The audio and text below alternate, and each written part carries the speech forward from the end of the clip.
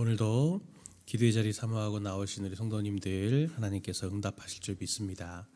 우리 사도신경 하심으로 신앙 고백하겠습니다. 전능하사 천지를 만드신 하나님 아버지를 내가 믿사오며 그 외아들 우리 주 예수 그리스도를 믿사오니 이는 성령으로 잉태하사 동정녀 마리아에게 나시고 본디오 빌라도에게 고난을 받으사 십자가에 못 박혀 죽으시고 장사한 지 사흘 만에 죽은 자 가운데서 다시 살아나시며 하늘에 오르사 전능하신 하나님 우편에 앉아 계시다가 저리로서 산 자와 죽은 자를 심판하러 오시리라. 성령을 믿사오며 거룩한 공예와 성도가 서로 교통하는 것과 죄를 사하여 주시는 것과 몸이 다시 사는 것과 영원히 사는 것을 믿사옵나이다. 아멘. 찬송가 457장 찬송하겠습니다.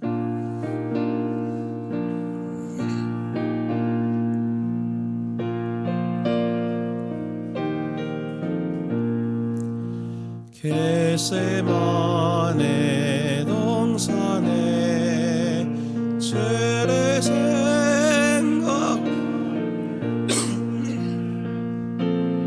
내나 걱정에 외면할 수 있을까 나를 항상 버리고 죄를 따라가리라 빌라도의 들에선 죄를 생각할 때에 수치됨과 아픈 것 못 견딜 수 있을까 길이 참고 묵묵히 죄를 따라가리라 갈보리산 올라간 죄를 생각할 때에 나의 받는 괴로움을 비교할 수 없으리 십자가를 지고서 죄를 따라가리라 무덤에서 부활한 죄를 생각할 때에 환난이나 죽음도 두려울 것 없으리 승전가를 부르며 죄를 따라가리라. 아멘. 하나님 말씀 보겠습니다. 하나님 말씀 잠언 22장 22절부터 23장 12절까지 말씀 보겠습니다.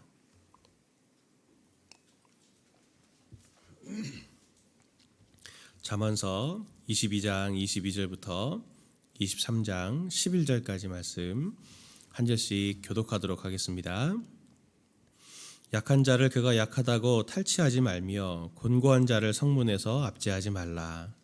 대저 여호와는 신원하여 주시고 또 그를 노략하는 자의 생명을 빼앗으시리라. 노를 품는 자와 사귀지 말며 울분한 자와 동행하지 말지니 그의 행위를 본받아 내 영혼을 올무에 빠뜨릴까 두려움이니라. 너는 사람과 더불어 손을 잡지 말며 남의 빛에 보증을 서지 말라. 만일 갚을 것이 내게 없으면 내 누운 침상도 빼앗길 것이라. 내가 어찌 그리하겠느냐. 내 손조가 세운 옛 지계석을 옮기지 말지니라. 내가 자기 일에 능숙한 사람을 보았느냐.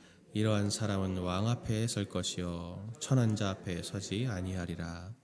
내가 관원과 함께 앉아 음식을 먹게 되거든 삼가 내 앞에 있는 자가 누구인지 생각하며 내가 만일 음식을 탐하는 자이거든 내 목에 칼을 들 것이니라. 그의 맛있는 음식을 탐하지 말라. 그것은 속이는 음식이니라.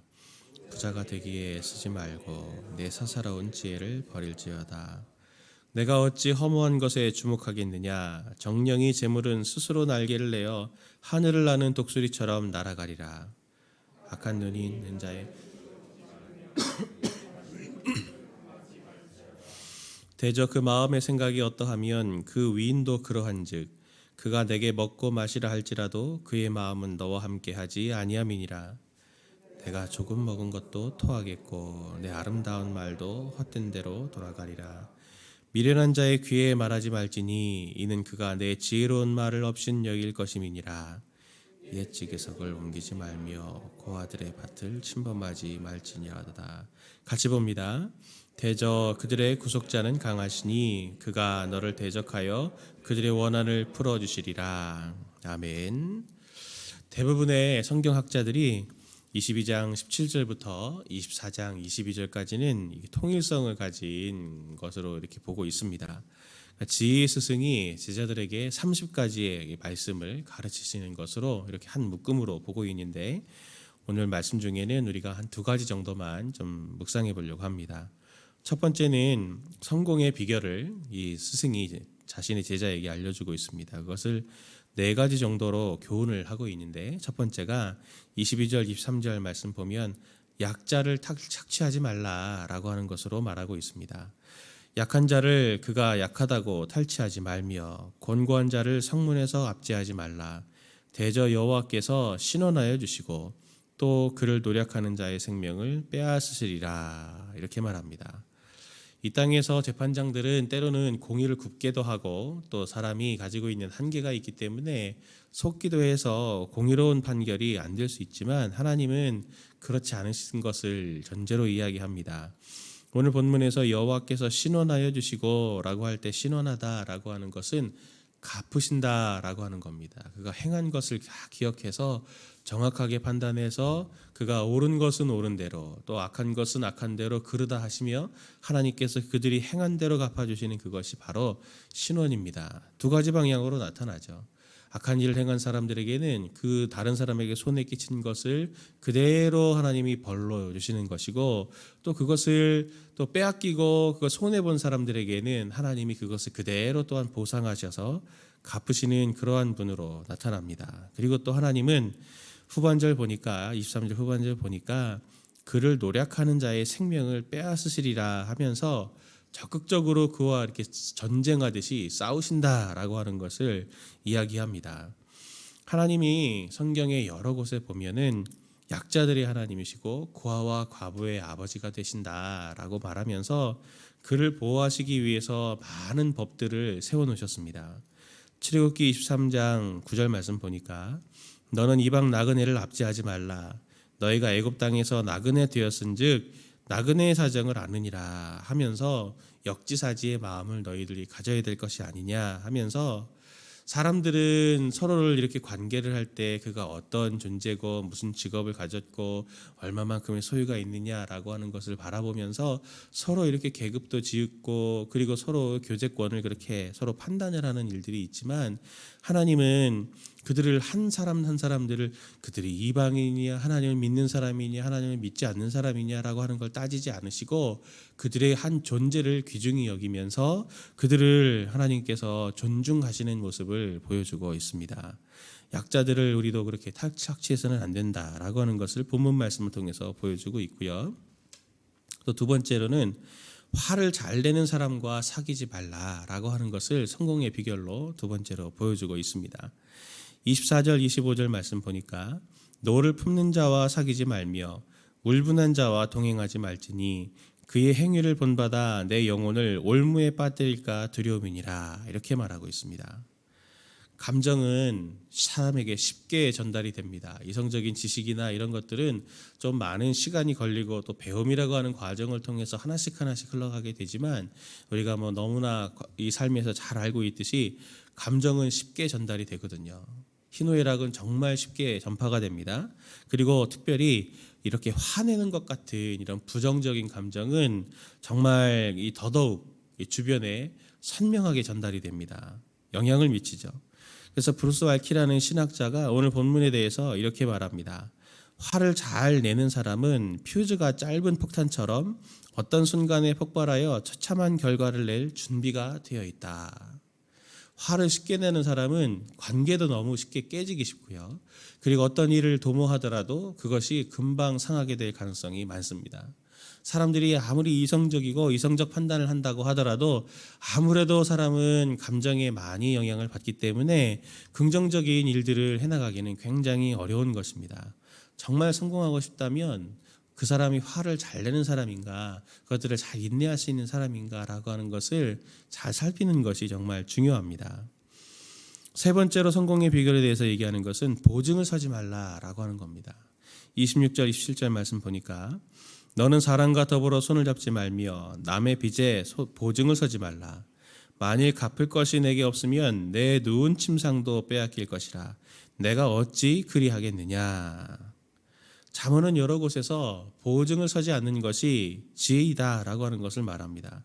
6장 1절부터 5절, 11장 15절, 17장 18절, 20장 16절, 27장 13절 이렇게 말씀 보면 반복적으로 보증을 서는 것은 지혜로운 것이 아니라 그것을 말합니다. 보증을 설 때는 보증을 서는 자가 있을 거 아닙니까? 보증이 필요한 사람. 그의 여건이 좋기 때문에 보증을 서는 겁니다. 그런데 상황이 안 좋아지면 그때는 정말 갚을 것이 없게 되면 어떤 상황입니까? 오늘 본문을 보면요, 뉘앙스가 어떤 것이냐면 보통 사람들은 이 당시 사람들은 그냥 바닥에서 잤습니다. 자신의 겉옷을 벗어서 그냥 바닥에 이렇게 요처럼 깔고 그냥 맨 바닥에서 잤는데 오늘 이 사람은 누운 침상도 빼앗길 것이라 그렇게 얘기합니다. 침대에서 자는 것은 굉장히 부자만 침대에서 잘 수 있었습니다. 지금은 보증 설만한 친구들이 있고 그 친구도 침상을 가진 부자이지만 상황이 안 좋아지면은 네가 지금 눕고 있는 그 침상까지도 빼앗길 거다라고 하는 것을 비유적으로 설명을 해주고 있는 것이죠. 보증을 선다는 것은, 보증이 필요하다고 하는 것은 그만큼 위험 부담이 크다는 것 아니겠습니까? 보증을 선다는 것은 섣불지고 불 속에 들어가는 것과 같은 일인 것입니다. 정말 성공하고 싶다면 보증을 서지 않아야 되는 것입니다. 네 번째로 조상들의 유산을 함부로 정리하지 말라라고 하는 것입니다. 28절 말씀 보니까 내 손조가 세운 옛 지교석을 옮기지 말지니라. 내가 자기 일에 능숙한 사람을 보았느냐? 이러한 사람은 왕 앞에 설 것이요 천한 자 앞에 서지 아니하리라 하면서 당시의 고대 근동에도 이렇게 땅에 지계석들을 이렇게 딱 세우는 이런 일들은 신들이 이런 것들을 다 보호한다 이런 생각들을 가지고 있었습니다. 당시에 이스라엘 사람들의 부자들이 어떤 나쁜 짓을 했냐면 지계석을 조금씩 옮기는 겁니다. 한 번에 이렇게 대놓고 옮기는 게 아니라 조금씩 옮겨서 그 옮기는 그 차이를 잘 모르도록 이렇게 조금씩 옮겨서 고아와 과부들이 선대로부터 이렇게 물려받은 유산들이 있으면 그것들을 가지고 이 땅을 통해서 농사를 짓고 소유물을 내서 생을 살아가게 하는 것인데 조금씩 옮기다 보니까 그것을 힘이 없는 과부나 고아는 이렇게 그것을 이렇게 주장하기가 굉장히 어려운 거예요. 그러다 보니 시간이 지나면 지날수록 이 사람들의 토지가 점점 줄어들어서 정말 이 사람들은 더 가난이라고 하는 악순환에 빠지는 것을, 그런 문화들이 있었습니다. 습관들이 있었습니다. 이러한 일들을 해서는 안 된다 하는 것을, 그리고 그렇게 반드시 그런 일들을 하면 하나님께서 그것을 갚으신다라고 하는 것을 오늘 성경이 말해줍니다. 성경에는 오늘도 성공의 비결을 보면요, 약자를 착취하지 말 것, 화를 잘 내는 사람과 사귀지 말 것, 보증을 서지 말 것, 조상들의 유산을 함부로 정리하지 말 것, 이렇게 정리를 하면서 나를 위해서 그리고 이웃을 위해서 성공에 대한 균형이 이렇게 잘 맞춰져 있는 것을 볼 수 있습니다. 우리는 보통 성공 그러면 나 중심으로 생각을 하고 내가 얼마만큼의 이 소유를 가졌고 내가 계획하는 것이 얼마나 이루어졌는가라고 하는 결과 중심으로 생각을 하지만 성경에서 말하는 성공은 결과가 아니라 과정까지도 정말 하나님의 보시기에 합당하다라고 해야 그것이 참된 성공이다라고 하는 것을 오늘 우리에게 지혜로 또 하나 보여주고 있는 것입니다. 두 번째로 오늘 이 지혜를 주는 것 중에 하나가 무엇이냐면 판단력이 빠른 것이 지혜다라고 하는 것을 우리에게 설명합니다. 여기에서도 한 세 가지를 살펴볼 수 있는데, 첫 번째로는 눈앞에 있는 이익이 아니라 상대를 존중해야 된다라고 하는 것을 말합니다. 23장 1절부터 3절 말씀 보니까 내가 관원과 함께 앉아 음식을 먹게 되거든 삼가 내 앞에 있는 자가 누구인지를 생각하며 내가 만일 음식을 탐하는 자이거든 내 목에 칼을 들 것이니라. 그의 맛있는 음식을 탐하지 말라. 그것은 속이는 음식이니라 하면서 이야기하고 있는데, 음식을 함께 한다라고 하는 것은, 누구와 음식을 함께 한다, 식사를 같이 한다라고 하는 것은 그 당시에 있어서도 최고의 교제의 방법이었습니다. 그리고 그 당시에 같이 식사하는 사람들은 같은 귀족은 귀족끼리, 평민은 평민끼리, 그리고 왕족은 왕족끼리 그렇게 서로 교제하는 법이었거든요. 서로 이렇게 계급을 흐트러서 같이 식사하는 경우는 정말 흔한 경우가 아니었습니다. 맛있는 음식이 눈앞에 있는데, 이 맛있는 음식이 눈앞에 있어서 상대와 교제하기 위해서 이 음식을 먹는 거지, 음식이 맛있어서 음식의 모든 것을 몰입하는 사람이 있다고 하면 그게 지혜로운 것이겠습니까? 이 상대를 존중하는 일을 잊어버려서는 안 된다. 음식이 아무리 맛있어도 눈앞에 우리에게 이익이 있기 때문에 이 중요한 것들을, 뒤에 있는 훨씬 더 중요한 것들을 잃어버리는 소탐대시라는 일들이 있어서는 안 된다라고 하는 것을 오늘 본문이 우리에게 설명해 줍니다. 두 번째로, 부자가 되기 위해서 애쓰지 말라라고 하는 것을 4절 5절에서 말하는데요. 부자가 되기 애쓰지 말라. 내 사사로운 지혜를 버릴지어다. 내가 어찌 허무한 것에 주목하겠느냐. 정령의 재물은 스스로 날개를 내어 하늘을 나는 독수리처럼 날아가리라. 오늘 본문에서 부자가 되지 말라고 하는 것이 아니라 부자가 되려고 애쓰지 말라는 것입니다. 오늘 말씀에 4절 말씀에서 내 사사로운 지혜, 사적인 지혜라는 겁니다. 내가 개인적으로 나온 거, 내 생각에 이게 맞아, 내 생각에 이게 지혜로운 것 같아 라고 하는 이런 사적인 지혜로 부를 자꾸 모으려고 하는 것은 결국 독수리가 날개를 펴고 이렇게 하늘을 훌쩍 날아가 버리듯이 그렇게 해서 모은 지혜는 금방 없어져 버린다라고 하는 것을 말합니다. 잠언, 성경에서 말하는 이 부, 그리고 하나님께서 기뻐하시는 축복의 재물은 어떻게 쌓이는 것이냐면 근면과 절제를 통해서 차곡차곡 쌓이는 것입니다. 하나님께서 그렇게 주셔서 차곡차곡 쌓이는 그러한 재물이지 일확천금으로 갑자기 하늘에서 요행을 발해서 떨어지는 그러한 재물이 아닌 것입니다. 사람들은 이렇게 스스로 부자가 되기 위해서 굉장히 애를 쓰지만 하나님께서 필요할 때가 되면 그렇게 부를 하나님께서 또한 허락해 주신다. 그러니 그것을 잘 분별해라 라고 하는 것을 말합니다. 세 번째로는 악한 사람의 대접을 삼가고 미련한 사람에게 조언도 삼가라 라고 하는 것을 말합니다. 6절에서 9절 말씀 보니까 악한 눈이 있는 자의 음식을 먹지 말며 그의 마시는 음식을 탐하지 말지어다. 대저 그 마음의 생각이 어떠하면 그 위인도 그러한즉 그가 내게 먹고 마시라 할지라도 그의 마음은 너와 함께 하지 아니함이라. 내가 조금 먹은 것도 토하겠고 내 아름다운 말도 헛된 대로 돌아가리라. 미련한 자의 귀에 말하지 말지니 이는 그가 내 지혜로운 말을 업신 여길 것임이라 라고 말합니다. 6절에서 8절 말씀 보면 악한 자가 지혜자를 이 잔치자리, 식사의 자리에 초대한 그림으로 보고 있는 거죠. 그리고 또 9절 말씀 보니까 이렇게 미련한 자의 귀에 말한다라고 하는 이것은 이렇게 왕이 이렇게 있는데 참모가 갑자기 지금 진행되는 일을 보면서 급하게 그 주인에게 귓속말로 지금 상황에 대해서 이렇게 말씀하시는 것이, 또 이렇게 판단하시는 것이 좋겠습니다 라고 하는 이러한 긴급한 조언 행위를 말하는 것이거든요. 이 두 상황을 보면 악한 자들의 모임에 의인이 초청받으면 환영받지 못하는 것입니다. 거기에 같이 앉아 있어봐야 자기에게 좋은 일이 없고, 아무리 이 사람이 권력 있고 힘이 있어도 미련한 사람이면 급하게 그 귀에 이렇게 속삭여서 지혜를 말해준다 할지라도 그것이 쓸모가 없습니다. 그대로 따라할 리가 없지 않습니까? 지혜로운 사람은 이런 상황에 자신을 노출시키지 않는 사람이다 라고 하는 그것을 말하고 있는 것입니다. 눈앞에 있는 이익이 아니라 상대를 존중하는 것, 부자가 되기 위해서 애쓰지 않는 것, 악한 사람의 대접을 삼가고 미련한 사람에게 조언하는 것, 삼가는 것, 이런 것들이 판단력이 있기 때문에 이런 것들을 할 수 있다라고 하는 것이죠. 오늘 말씀을 통해서 살펴보는 지혜로운 사람은 빠른 상황 판단력을 가진 사람입니다.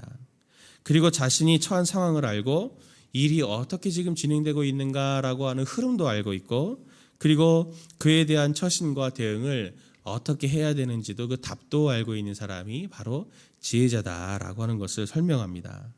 지혜자는 늘 주변을 잘 탐색하는 사람입니다. 지혜자는 늘 주변을 잘 이렇게 면밀하게 살펴보는 사람이죠. 그래서 그 상황을 잘 살펴봄으로써 지혜로운 적절한 행동이 나오게 하는 사람입니다. 사람들은 자신에게만 관심이 있습니다. 미련한 사람이 왜 미련하게 됩니까? 내가 왕이야. 내가 주인이야. 내가 곧 이 세계의 중심이야. 내가 원하는 게 곧 가장 선한 거야 라고 하면서 항상 자기에게만 관심이 있지 주변에는 관심이 없습니다. 자신이 세계의 중심이 되는 거죠. 그러나 지혜로운 사람은 내가 세계의 중심이 아니고 내가 한계가 있고 내 역할이 이것이다 라고 하는 정확한 자기의 범위를 알고 있습니다. 그리고 늘 주변을 살펴서 그 상황 속에서 내가 어떻게 판단하고 대응을 해나가야 될까라고 하는 그 정확한 판단력으로 대응하는 사람이 바로 지혜자인 것입니다. 이게 사실 청지기에게 있어서는 굉장히 중요한 덕목입니다. 누가복음 12장 42절 말씀 보니까 예수님이 이렇게 말씀하신 적이 있습니다. 주께서 이르시되 지혜 있고 진실한 청지기가 되어 주인에게 그 집 종들을 맡아 때를 따라 양식을 나누어 줄 자가 누구냐. 지혜 있고 진실한 청지기가 되어서 그 집 주인 사람들에게 그 종들을 맡아서 때를 따라 양식을 나눠줄 수 있는 사람이 바로 지혜 있고 진실한 청지기가 되는 것입니다. 언제 배가 고픈지, 언제 이 사람들에게 휴식을 주어야 할지, 언제 이 사람들에게 포상을 주어야 할지, 언제 이들에게 징벌을 해야 될지, 언제 이들에게 교훈을 해야 될지 그들의 상황을 면밀히 살피면서 때에 맞는 것들을 교훈할 수 있는 사람이 지혜 있고 진실한 청지기입니다.